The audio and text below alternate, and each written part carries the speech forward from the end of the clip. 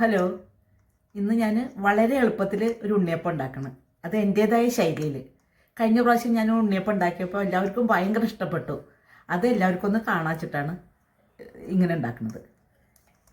അതിനാവശ്യമായത് 4 cup അരിയാണ് എടുത്തത്. നല്ല ഉണങ്ങലരിയില്ലേ, പച്ചരി, അത് കുതിർത്തതാണിത്. പിന്നെ ഇതിനനുസരിച്ചിട്ട് 1/2 കിലോ കൂടുതൽ ശർക്കര ഉണ്ടാവും. ഇതുപോലത്തെ ശർക്കരയാണല്ലോ ഇവിടെ കിട്ടുന്നത്. അത് 1/2 കിലോ ഉണ്ടാവും. അത് ഇതുപോലെ ഓരോരുത്തരുടെ മധുരം അനുസരിച്ചിട്ട്, ഇത് നോർമൽ മധുരമാണ് ഉണ്ണിയപ്പത്തിൻ്റെ. പിന്നെ അതിന് പപ്പടം, ഇതിന് മെയിൻ പപ്പടം ഒരു 5 പപ്പടം എടുത്തിട്ടുണ്ട് ഞാൻ. അത് കുറച്ച് വെള്ളത്തിൽ കുതിർത്തണം. അങ്ങനെ കുറച്ച് വെള്ളത്തിൽ കുതിർത്തി വയ്ക്കണം. പിന്നെ ഒരു പഴം, റോബസ്റ്റ പഴമാണ്, അതെടുത്തിട്ടുണ്ട്. പിന്നെ ഏലക്ക, അങ്ങനെ ആവശ്യത്തിനുള്ള ഏലക്ക ഒരു 4-5 ഏലക്ക എടുത്തിട്ടുണ്ട് ഞാൻ. അതും ഇത്രയേ ഉള്ളൂ ഇതിൻ്റെ. ഇത് നമുക്ക് ഇങ്ങനെ ഇതൊന്ന് ഉരുക്കണം, ശർക്കര ഉരുക്കണം. മധുരമൊക്കെ നമ്മൾ ഓരോരുത്തരുടെയും പാകം അനുസരിച്ചിട്ടാണല്ലോ ഇടുന്നത്.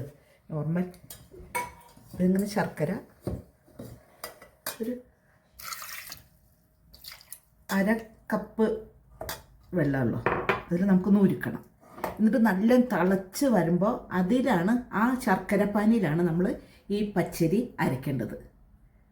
അതിൻ്റെ ഒപ്പം തന്നെ പപ്പടം, കുതിർത്ത പപ്പടം ചേർക്കണം, ഒപ്പം പഴം, പിന്നെ ഏലക്ക എല്ലാം കൂട്ട് ചേർത്തിട്ട് പിന്നെ നമ്മളൊരു 8 മണിക്കൂർ ഞാൻ ഇതൊന്ന് പൊങ്ങാൻ വയ്ക്കും. പൊങ്ങില്ല, എന്നാലൊരു മയം കിട്ടാൻ വേണ്ടിയിട്ട്. പിന്നെ രാവിലെ എടുത്തിട്ടാണ്, ഇപ്പോൾ രാത്രിയായി. അപ്പോൾ രാവിലെ ചുടുമ്പോഴത്തെ നല്ല സോഫ്റ്റും എണ്ണയൊന്നും കുടിക്കാത്ത നല്ല ഒരു ഉണ്ണിയപ്പം കിട്ടും നമുക്ക്. എങ്ങനെയാണ് രാവിലെയാണ് ഞാൻ ഉണ്ണിയപ്പത്തിലേക്ക് എള്ളിടുക. എള്ള് മെയിൻ വേണമല്ലോ ഉണ്ണിയപ്പത്തിന്. ഇങ്ങനെയാണ് എൻ്റെ മെത്തേഡ്. നമുക്ക് ഉരുക്കിയ ശർക്കര പാനി ആണിത്. നല്ല തിളച്ചതാണ്, ചൂടോട് കൂട്ടിയിട്ട് നമുക്കിത് അരയ്ക്കണം. കുതിർത്തിയ അരി, വെള്ളത്തിന് പകരമാണ് ശർക്കരപ്പാനി ഇടേണ്ടത്. ശർക്കരപ്പാനി ആവശ്യത്തിന് ഒഴിക്കുക. പപ്പടം ഒപ്പം തന്നെ, പഴം, ഏലക്ക കൂടിയിട്ട് അരയ്ക്കണം. ചൂടോടെ തന്നെ അരയ്ക്കണം. ശർക്കരപ്പാനി ചൂടാറിനായിട്ട് മുന്നേ തന്നെ ഇങ്ങനെ അരയ്ക്കണം. എല്ലാം അരച്ചിട്ടുണ്ട്. നല്ല തിക്കിൽ ഒരു ഇഡ്ഡലി മാവിൻ്റെയൊക്കെ പാകത്തിന് വേണം. കുറച്ചും കൂടി ശർക്കരപ്പാനി ഒഴിക്കണം.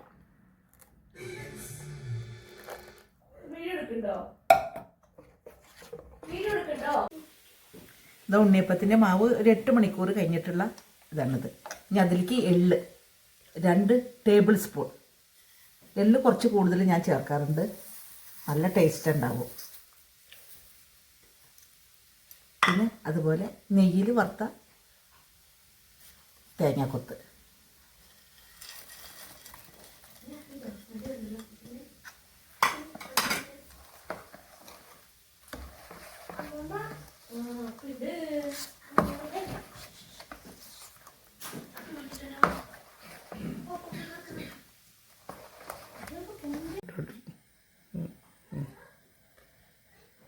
ഉണ്ണിയപ്പം ഉണ്ടാക്കാൻ തുടങ്ങുകയാണ്.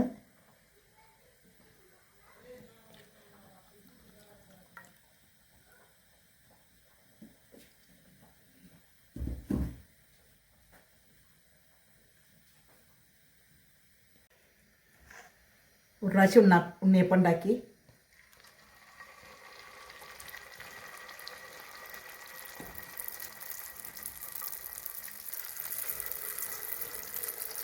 മീഡിയം ഫ്ലെയിമിൽ വെക്കണം ഉണ്ണിയപ്പം ഉണ്ടാക്കുമ്പോൾ. ഉള്ളൊക്കെ നല്ല വേവണ്ടേ.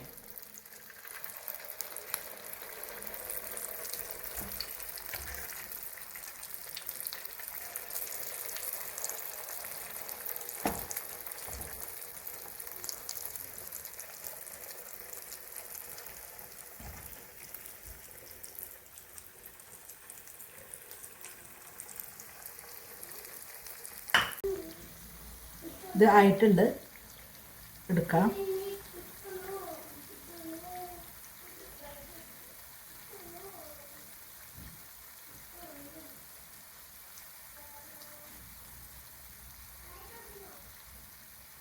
ഇങ്ങനെ എടുക്കും. ഇങ്ങനെ നമ്മൾ ഒരു 4 മണിക്കൂർ 5 മണിക്കൂർ വെച്ചെന്ന് വെച്ചെങ്കിൽ എണ്ണ കുടിക്കില്ല.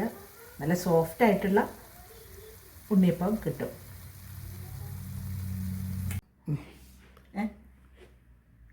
ഉണ്ണിയപ്പം ഇവിടെ റെഡി ആയിട്ടുണ്ട്.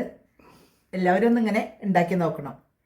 ഇത് സാധാരണ എല്ലാവർക്കും ഉണ്ടാക്കാൻ അറിയും, പക്ഷേ ഇവിടെ ഒന്നും കൂടി തനി കേരള സ്റ്റൈൽ ഉണ്ണിയപ്പമാണത്. നല്ല ടേസ്റ്റും നല്ല മയവും ഉണ്ടാവും ഇങ്ങനെയുള്ള ഉണ്ണിയപ്പം ഉണ്ടാക്കുമ്പോൾ. എല്ലാവരും ഒന്ന് ഉണ്ടാക്കി നോക്കണം. അറിയാത്തവർക്കും കൂടിയാണ് ഞാൻ പറയുന്നത്. ഇത് ഈ ചാനൽ ഇഷ്ടപ്പെട്ടിട്ട് സബ്സ്ക്രൈബ് ചെയ്യാനും ലൈക്ക് ചെയ്യാനും മറക്കരുതേ. ബൈ.